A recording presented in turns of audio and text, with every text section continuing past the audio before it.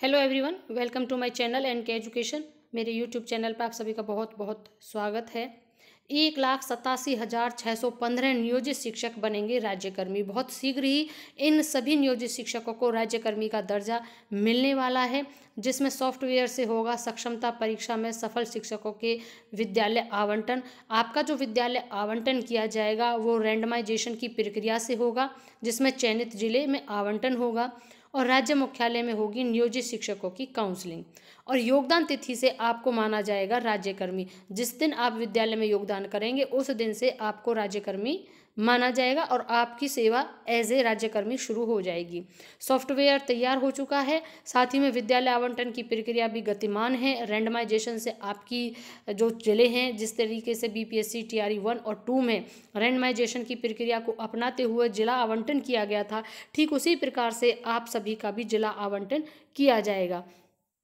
प्रदेश में सक्षमता परीक्षा में उत्तीर्ण होने वाले नियोजित शिक्षकों के पद स्थापन करने की तैयारी तेजी से चल रही है। शिक्षकों के पद स्थापन के लिए चयनित जिले में विद्यालय आवंटन सॉफ्टवेयर के माध्यम से रैंडमाइजेशन से होगा। विद्यालय आवंटन के पहले सभी संबंधित शिक्षकों की काउंसलिंग राज्य मुख्यालय में होगी। यानी आपका जब रैंडमाइजेशन किया जाएगा और विद्यालय आवंटन होगा, उससे पहले सभी नियोजित शिक्षकों की काउंसलिंग होगी, जो कि राज्य मुख्यालय पर होगी। काउंसलिंग में शिक्षकों के उन सभी प्रमाण पत्रों एवं कागजातों का सत्यापन होगा जो सक्षमता परीक्षा के ऑनलाइन फॉर्म भरते समय दिए गए थे। तो इन सभी जो सक्षमता परीक्षा के आपको सत्यापन के लिए जो भी प्रमाण पत्र और कागजात आपने लगाए थे, उन सभी की आप 3-3 फाइल जरूर बना लें। तीनों की जो फोटोकॉपी टाइप में बना लें और एक ओरिजिनल की, यानी 4 फाइल आप बना लें। 4 फाइलें आपकी लगने वाली हैं।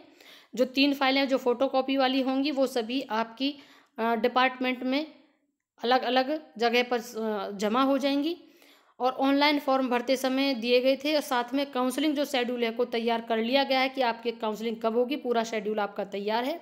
सक्षमता परीक्षा में 1,87,615 नियोजित शिक्षक सफल हुए हैं।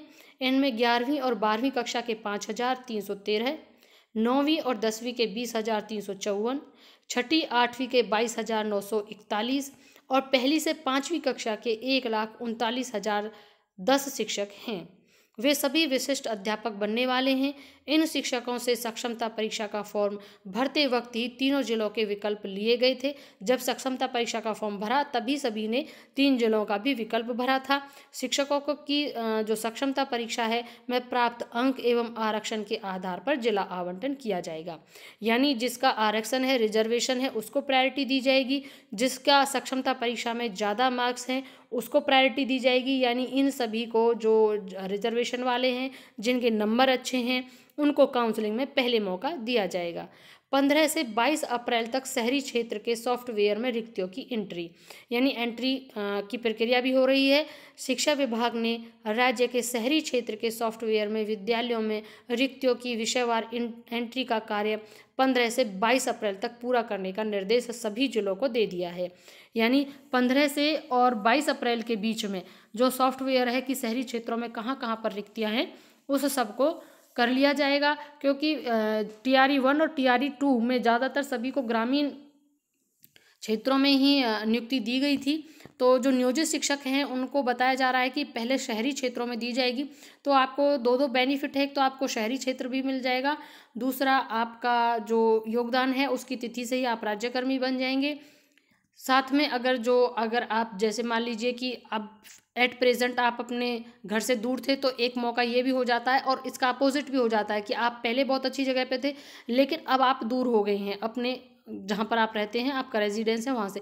लेकिन इसमें आपको परेशान होने की ज़रूरत नहीं है। जैसा कि हम पहले भी आपको बता चुके हैं कि अगर आपको लगता है कि आपको ऐच्छिक जिला नहीं मिला है तो जो सेकेंड राउंड का जो सक्षमता परीक्षा होगा आप उसमें अप्लाई कर सकते हैं और उसमें भी आप अपना ऐच्छिक जिला ले सकते हैं। ऐसा आपको छूट दी गई है।